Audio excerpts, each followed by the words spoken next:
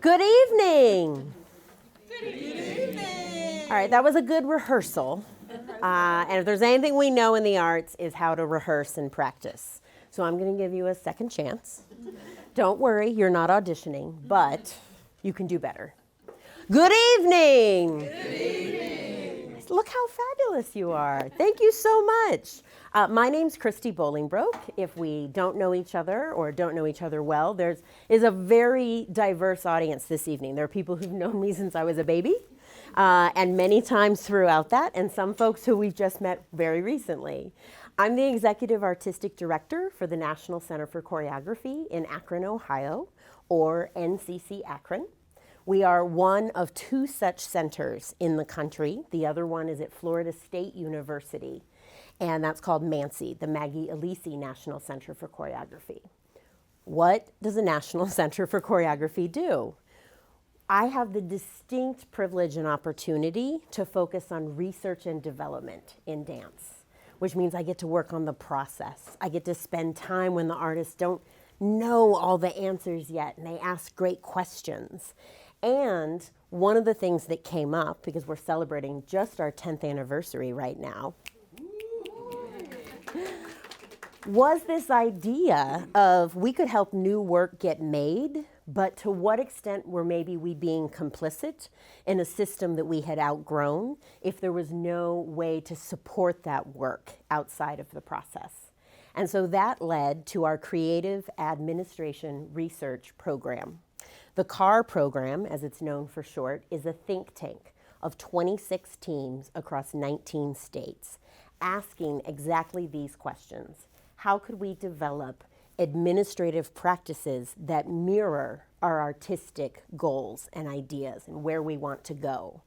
To disrupt the idea that best practices are the way to go, because best practices imply a one-size-fits-all approach. And that is not something, because there is no one way of making art. And so that resulted in a book, Artists on Creative Administration, which is why we're in a bookstore. Shout out to the Brazos Bookstore. Yes, at just 52 years young, they are the oldest independent bookstore in Houston, Texas. And we are so grateful to be able to partner with them this evening. So to start, I am one of the 30 contributing authors inside of this book, and I will offer a little bit of a reading. Then we have some of our local and regional dance artists and leaders to also offer their testimony, to add to the conversation. Because here's the thing that came up with the book, is the minute that it went to press, artists were like, this is so great. Why am I not in there? And I was like, oh, well, because unlike dance, books are tactile. They're not ephemeral. We had to stop somewhere. There's a cost to this many pages. But it also validated the need for us to tell our stories and to document them. So for exactly that reason, we are documenting this evening, and the talk will be published to our YouTube channel, along with the other 6 cities that we have done to date. If you'll indulge me a little bit, I did grow up here in Houston. I grew up at Kingwood High School. It's a little north of here. And I remember Texas state history. Now, there was a lot that we can talk about with Texas state history, but the part that I remember is how they told us about Lyndon B. Johnson, and not when he became vice president and eventually president, but the work that he did as a state senator. And this idea of how he leveraged in the 40s and 50s, around that time period, the federal funds that were available to build out the highway infrastructure system in Texas. And every city didn't become a Dallas, an Austin, or a Houston, but it connected these smaller cities like a Midland, Odessa, to the greater world.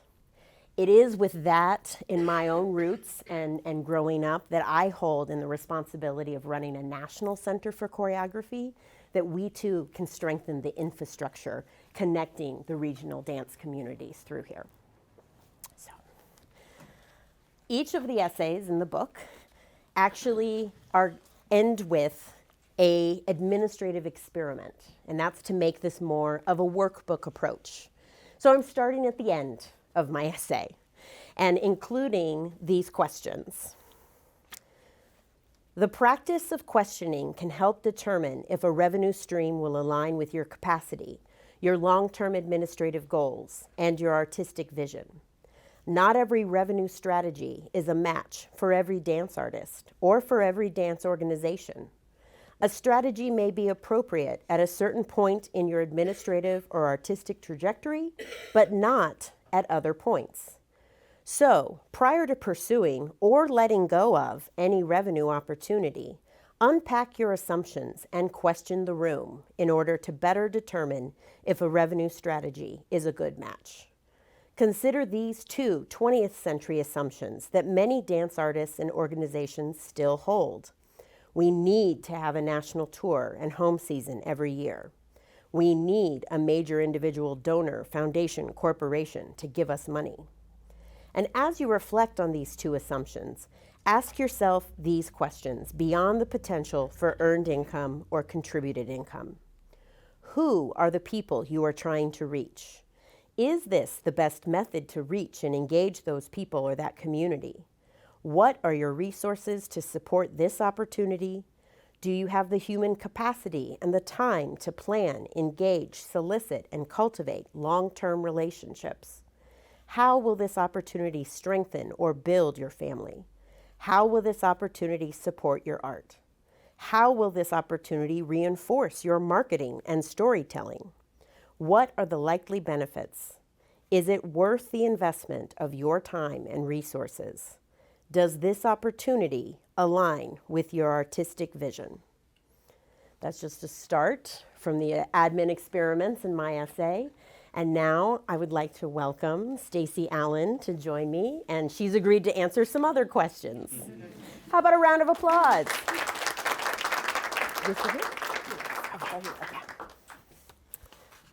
And in our time together this evening, I'm so grateful. I am not going to read every speaker's biography. We do have a QR code posted here and around the room to a digital program. So I encourage you to enjoy that during our conversation, after our conversation, in between shopping for books, of course. Speaking of books, Stacy Allen, I love that we met with you as a choreographer, me as a curator, coming and visiting to town. And thank you for agreeing to join us for tonight's event. And then you kind of slipped in, I've also published 2 books. And I was like, yes, let's talk about that first. So, D is for dance, dancing through the diaspora, and A Little Optimism Goes a Long Way. 2 children's books that you have written. Congratulations. Thank you. Yes. Thank you. How is writing a book the same or different than making a dance? Oh, okay. So when all of my artistic work is centered in collaboration. So when I am making a dance, I generally enter into the space with an idea that I want to see, like a story that I want to see told out. But then it's very collaborative. I love working with musicians and getting commissioning new music. Dancers often contribute heavily to the choreography. And then I usually work with a team to figure out who and how we want to reach the people. So it's all a collaborative process. And self-publishing a book is very, very similar.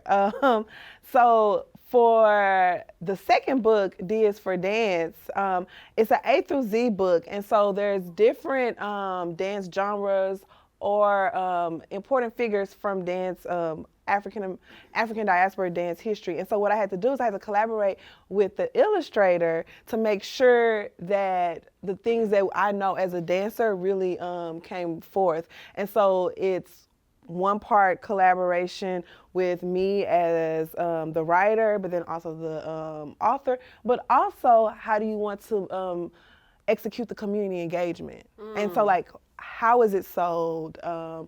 Who do you want to reach? Who do you want to target for or work with for story times? Who you think needs to see the book? So all of those different pieces are very similar. Just like when you put together a show, you're thinking about who the audience is and who you want the audience to be. So wow,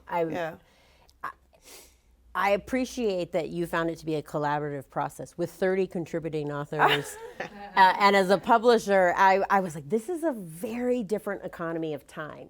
And I thought dance was a time-based medium. And so it took us 3 years from beginning to end to having the book in hand. And it is a great conversation starter. It took 7 years. Oh, 7 years. Okay, good. That makes me feel better. Excellent. All right. Very good.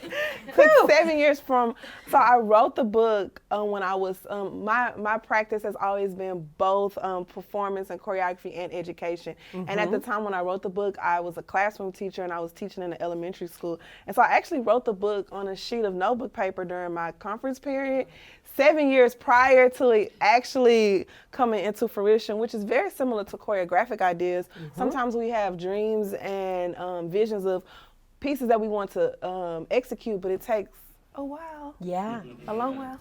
No, and it's helpful to hear that because, you know, how much do we and the people involved in the process also change over time in 7 years? And I was thinking, because we realized we had met, we figured this out 3 years ago. 3, 4, yeah. Feels longer. Yes. And when we first met, I was so struck in getting to talk to you that you were like, okay, and you really work closely with community as collaborators. The educator is such a key part of who you are as an artist. And you go out into surrounding rural communities as well. And what stuck with me then, and I shared this with you, as I was like, you told me, like, my goal is not to tour. And I was like, oh, that's different. So I asked you, like, is that still your goal? And what is your definition of success now? So what we talked about is I definitely want to tour, and we have actually done a lot of touring. But when she met me, I was still breastfeeding, just to be quite honest. That's I real. just could not imagine Because trying. people make this work. Yes. Which speaks to the administrative part, like, and what you read in your book, like, about who you are at the time, and do we have the opportunity to change and shift.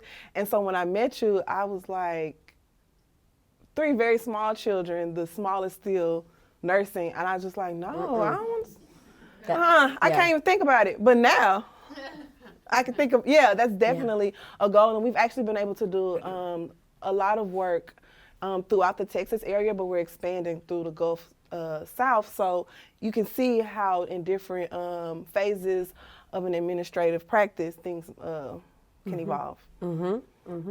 And I'm working my way into a backdoor humble brag because you are taking your work to Atlanta soon. Okay, yes.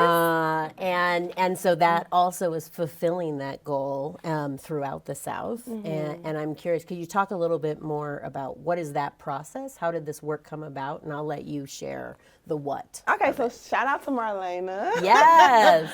So the piece I choreographed is called Sweet Miss Jewel, and it's about Jewel Brown. She is a blues and jazz singer who is from Houston. She recently passed away, and so Marlana approached me and was like, hey, I want you to choreograph something for Localish, which is a show that she does annually.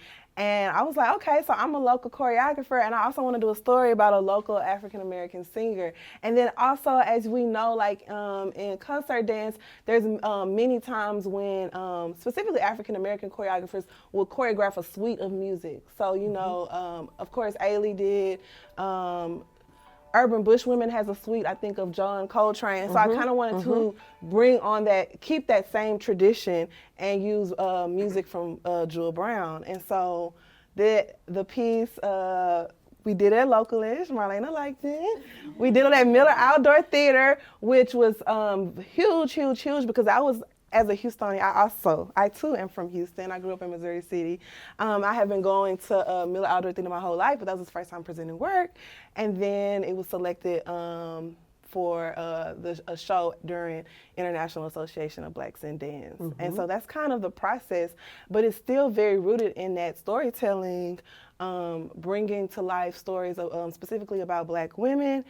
And IBD happened to be in the South this year, so it all worked out. Yes. What I loved about discovering and hearing this, you know, from both you and Marlana was it actually reinforces my hope for the field that we can invest local and then find a national context or pipeline. And this is the International Association of Blacks in Dance, so it's going even bigger than that. What other unique opportunities from your perspective do you feel that a dance maker and an artist has choosing to make and do work here in Houston? So I think that right now we're living in a really, really great time for arts in Houston. We see the expansion. I think there's great opportunities in the sense that the city is so big, and we're also receiving a large influx of people moving here.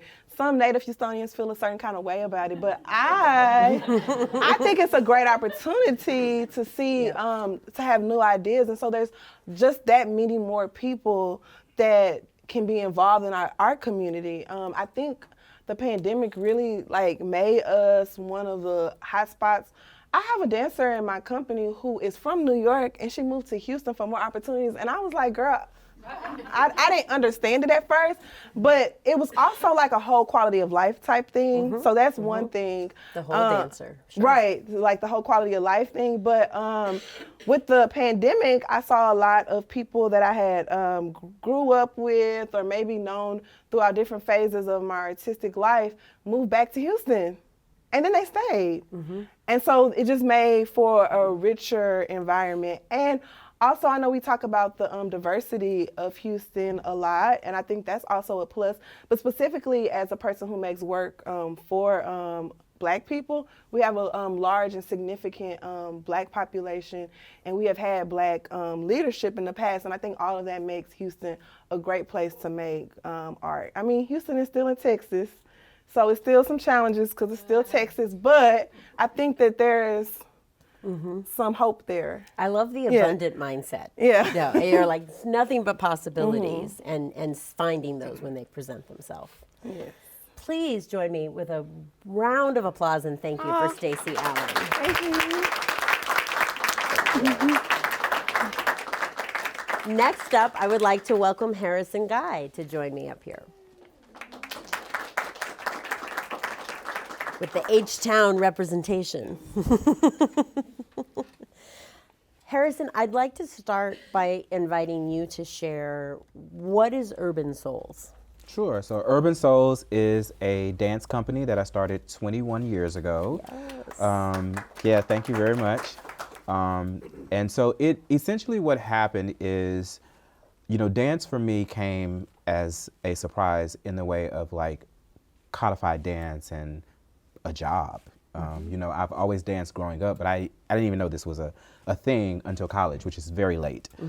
So in college, I really took my first modern dance class, and somehow 2 years later, I was at the AOCA school in New York. I have no idea what happened in those 2 years. Yeah. It's all a blur. If it's for you, it will find you. Yes, and I'm like, how am I here? And so in New York, while I was at AOCA, I don't know, I just hated New York a lot. But I loved Ailey a lot. And so I really was trying to figure out what is my place in all of this, right? And so all of my teachers begged me to stay, but I just knew it just wasn't the right place for me. I longed for something like Houston. I didn't know at the time, I knew it was Texas. And so I came back to Dallas first and started to do some work with Dallas Black Dance Theater in Dallas. I didn't love Dallas either. So I found my way back to Houston, and I helped two people start dance companies there. Similar companies, Black in Nature, Modern Dance, both my friends who wanted to start companies. And what I learned was I actually wanted to start a company, but I didn't have the confidence yet. So it felt good to test it out with two other people and be a part of their legacies. And so after starting two dance companies, I felt they weren't exactly what I wanted to say with my art. And so I was like, I don't think I can start a company, but I do think I can teach class. And so I started a modern dance class every Sunday. It was free. I was just asking people to come move with me. And that Sunday class became Urban Souls Dance Company. Eventually, of course, people were great enough to put on stage, and someone invited us to dance at a festival. So I launched the festival the first year in 2004 at Dance Houston, which was an amazing dance festival here in the city that had all kinds of dance. And I did a solo the first year and just launched the name. And everyone was like, yes. And I was like, Houston is notorious for pumping you up, right? Oh, we're getting the real inside local yes, tea. Yes, Okay. it is very entrepreneurial, but it's also very supportive. I often say, like, it doesn't lack vision, but it lacks leadership. And so everyone loves ideas, but it's just who will step out and do the thing. And then once you step out, everyone's like, I want to support your thing. And so that definitely happened with me. That was my experience. I've seen it happen tons of times, you know, over and over and over. But once I said I wanted to do Urban Souls, people really supported it a lot faster than I even wanted it to be. And before you know it, it was just a company that started to perform with multiple people. Stacy is a former member of Urban Souls. She danced in my company for years. And so it really it became just kind of this place of what I imagined, which is similar to Ailey, and it was a safe space for Black dancers to tell Black stories through dance, to use their bodies as something for good. And so we went on 21 years later, we've told all kind of stories, but I think where I landed is I really love local Black history. Like, I am obsessed with Houston history, period, but learning it for myself. But in terms of storytelling, I love telling local Black history. The stories are phenomenal. And so that's kind of where we are now. Most of my work is connected to a local Black story in some way. I mean, and who better than dancers who know what it is to step forward, to put their bodies on the line, to both not only tell the stories, but to your observation about Houston loves to hype you up, and they really respond to leadership. So of course dance is out front. I love that. Yeah, absolutely. And there's some, I would be remiss, you've reminded me, the book itself is organized into 4 categories, and one of the key themes is place. And that's already like bubbling up and surfacing for us this evening. One of them is leadership, absolutely. One of them is capital, because we like to pay people to do this work. And one of them is pathways, because I think there are so many more opportunities, and it is a choose your own adventure to navigate this field. To your point, you're like, I discovered this late. I think bucking the trend that you didn't need to have a single choreographer company name or make your bones in New York as the only way of doing work has reminded me of this. Yeah, absolutely. I'm curious too, because as I got to find out more about you, like, you are an activist, you are a community organizer. For your own self as a dancer and a choreographer, how does your artistic training and point of view shape your activism and community organizing work? Yeah, I definitely feel like it's all intertwined. I just feel like I make work born of who I am. And so I am, you know, I'm a Black man, I'm also a gay man, so I love telling also queer stories. I just feel like there's nothing better than seeing yourself.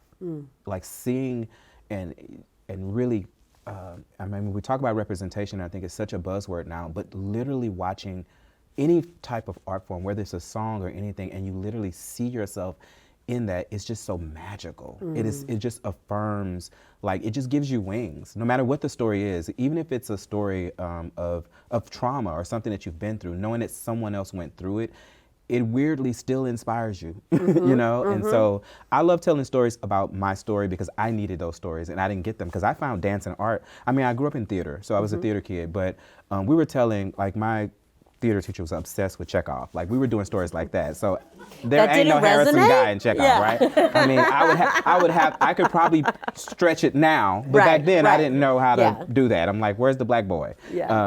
So I didn't know that now. It wasn't until later that I learned, like, oh, the stories can be about you. You can connect to them. And so, I mean, I have tons of stories about what art has done for people in watching art and seeing themselves. And so I just have committed to telling stories. And why I kind of landed on local Black history is because I feel like as a Black person, we were constantly told about these figures that I had no connection to. Martin Luther King seemed like someone who was inaccessible. Like, what do you mean? He's like a god in the world of history, right? But once I started to tell stories about, like, one of the stories I did is called Colored Carnegie. It's about the first Black library in Houston. It's about teachers who couldn't get into Lyceum. They could not get into the public library. So they rallied the community and built their own library. I'm talking about a building with an auditorium in it. that is insane for that time, right? The way ahead of his time. But when I tell that story, and we get to do it in a discovery series for 5th graders now, the questions that the students ask are about empowerment, you know, and just those kinds of stories. And so I love telling those stories because I think there is representation in it. And so that's kind of where I landed. I found that that's my sweet spot, and I consider myself a student of the city. I'm always learning about Houston. I know way too much about Houston's history. Right? Sounds I like can't dance about all of it, but yeah. I know a lot about Houston. Yeah, Houston history. I want the walking tour, right? Maybe a driving tour. It's a big city. Yeah. Drive by. Most of the things aren't there anymore, you know? Which is so cool. The first time a teacher told us that their students saw the Color Carnegie piece, and then on their way back, Julia Idison, who's a white librarian who trained the first black librarian, she's a prominent figure in the piece. And so we have a Julia Idison library, and one of the students passed by and they're like, "That's the lady from the piece." And I was like, "Oh my God, he'll never forget that, right?" Yes. And then one person, we told them where it was contextually, where it was, and because it's no longer there. And a parent told us that they was driving through that area and they said the library used to be there. And I was like, they wouldn't have known that if they didn't see the piece. So just seeing how we can teach but learn but inspire, you know, all the things that we as artists know, but to see it actually happen, it's just really beautiful. You reminded me too that, like dance, history can also be ephemeral. And if we don't talk about it, if we don't mark it, then how are we to know, or future generations, what happened? Yeah. I could go into so many different directions. I am curious, from your multifaceted vantage point in this field and choosing to continue to make not only a creative life, but also, you know, a career here in Houston. What is your vision? What is your definition of success for dance in Houston? For dance in Houston. Don't let me limit you. Yeah. Well, no, I like the question for dance in Houston. You know, I have never been driven by money, clearly. You know, that's never been a thing for me. So for me, I mean, I just feel like, for Urban Souls particularly, for what I do in dance, it is committing to telling Black stories on great stages in a great way. And so I want the best of stages, the best of costumes. I want set pieces. I want all that to be a part of the storytelling. So that's success for me as a choreographer. But from a dance perspective, I just love creating a space where Black dancers can just feel free. There's a lot of reasons that dance can be pretty traumatizing and toxic because it's your body. You don't get to hide behind anything. It is what I have. It is vulnerable. Yeah, so there's so much about height, weight, race, you know, male. There's so many things you can't undo or hide behind in dance. So dance becomes really political for the individual. And to be able to create a space, like people ask me, what's the greatest thing you've accomplished? And they're expecting like this big piece, or like I had a piece at Carnegie Hall, or now I get to work with the Ailey School. Like there are all these things, but my greatest measure of success for myself in terms of what I've done is I was able to facilitate a person transitioning from male to female in my company, and they say it was the safest place they've ever been. That's huge. And for it to be a dance space is insane, actually, because there's, like I said, it's your body. You can't, you know, so many things could have gone wrong with that, right? And I thought it was such a beautiful nod to not just me, but the environment, you know, the story. And so when you talked about leadership earlier, that's what I'm proud of. That's success to me. I'll never make the money to buy the thing I want to buy. I've accepted that. So what I can do is create safe spaces. And that's just as rewarding and just as rich. I just might not have that car. But I got a lot of good stories. Rich in other ways. And I so appreciate, like, you remind us, because one of the tropes that I often kind of cringe at is when a political leader or, you know, curator, any decision maker, someone in power, says like, it's art for art's sake. It's never just about art for art's sake. It's people. Yeah, it's connected to people. And I got a really good tidbit from John Lewis, Congressman, who I never do this, but it was the first celebrity I got like close to.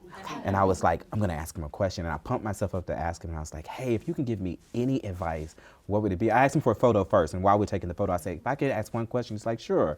And I said, if you can give me any advice for the work I wanna do, what would it be? And he said, humanize your work. And I thought, humanize your work, 3 words, but so powerful. And I have literally, that is what, I have it on my desk, that is literally what I'm always thinking about. What are the humans behind this work? Yes. Thank you. Big round of applause for Harrison Gotton. We love all the rounds. Marlana Doyle, come on up. Yes.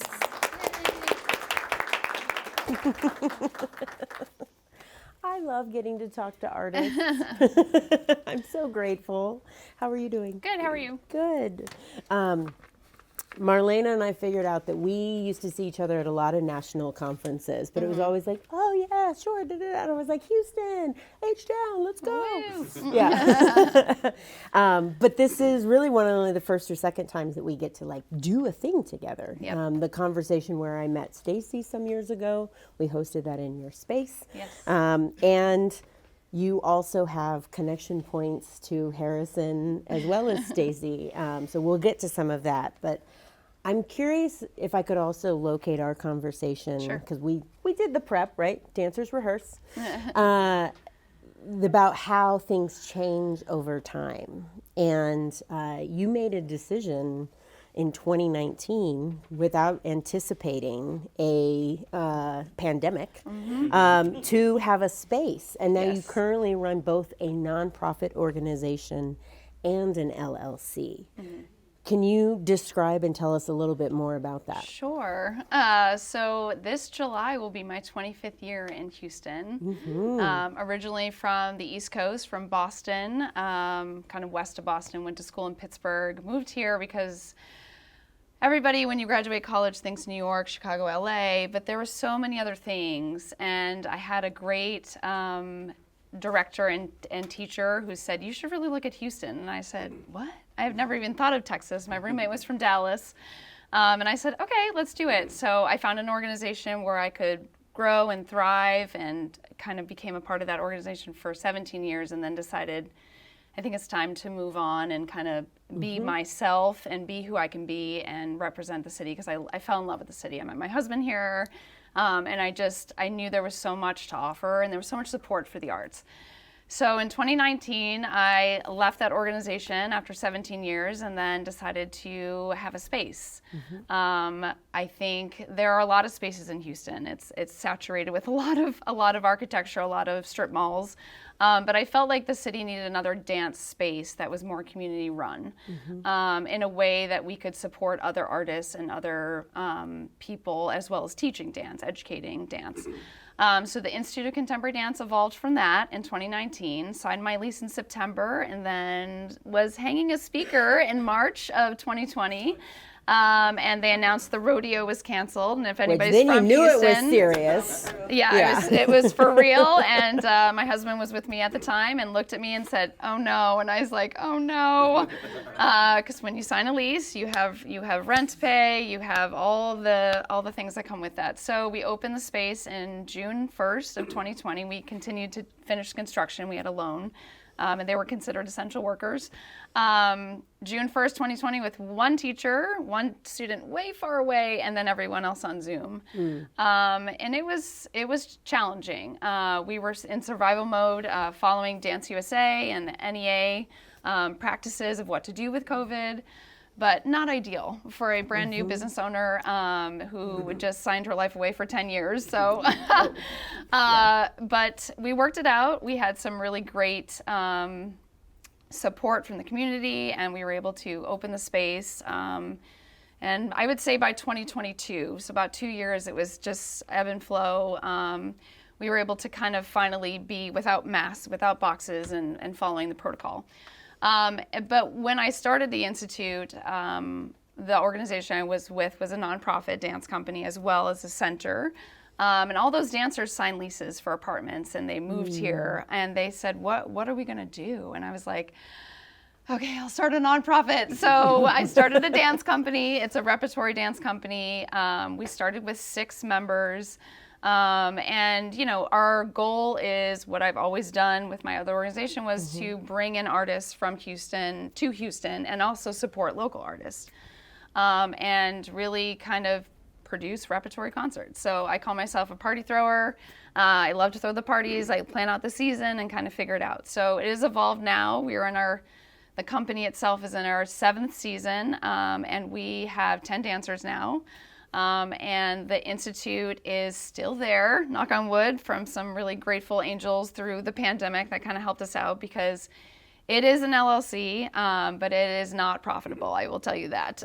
So it is what it is. It's a space, it's a building, and we do our due diligence. Marlana doesn't make any money from that space, but you know, it's needed for the community, and it drives me every day, and I work so hard to make sure it continues to thrive. And it ebbs and flows with the economy, with what's going on. You know, parents, we have little kids, 2.5 to 10. We have our Young Movers program. We have a PATH program, which is like 11 and up, and then we have our adult program.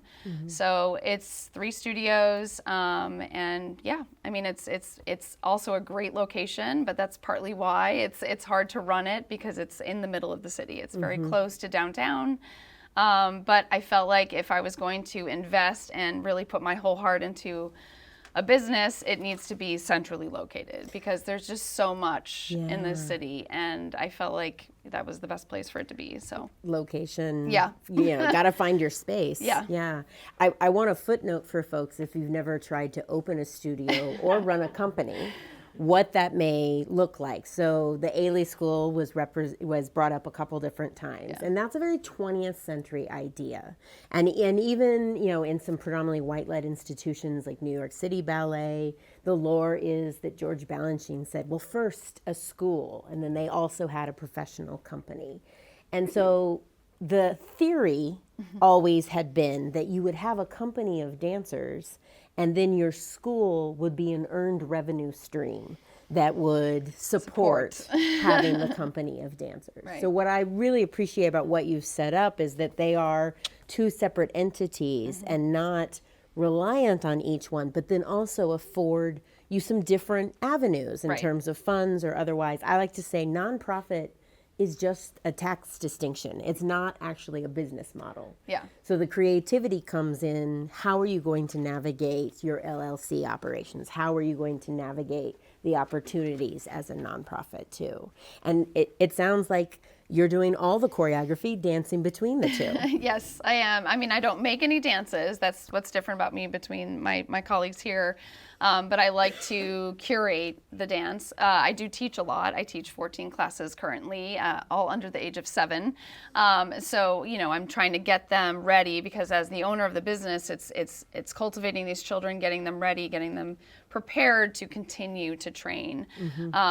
But yes, I mean, the idea was to separate them so that they can exist independently, yet they do also coalesce together on a daily basis. The company is there in the morning, and then the classes start in the evening. But a lot of my dancers teach, some of them don't, and it kind of works together. But it never was just all going to be a nonprofit, you know. It just kind of was. Your own which makes it harder. a micro system inside the larger Houston ecosystem. Yes. Yeah. Can you talk to us a little bit more about how you do work with Harrison and Stacy? Yeah. And I think it's also fascinating how you're creating opportunities for other choreographers. Yeah, so as you heard, Stacy was actually my student as well. I taught her for a few years. When I first moved here, actually, it was like 2001. It's crazy. And I have followed her through her education sector and what she's been doing, and then hired her to choreograph for Localish, which I curate 6 local choreographers. We do it inside of the Institute, so we turn it into a performance space.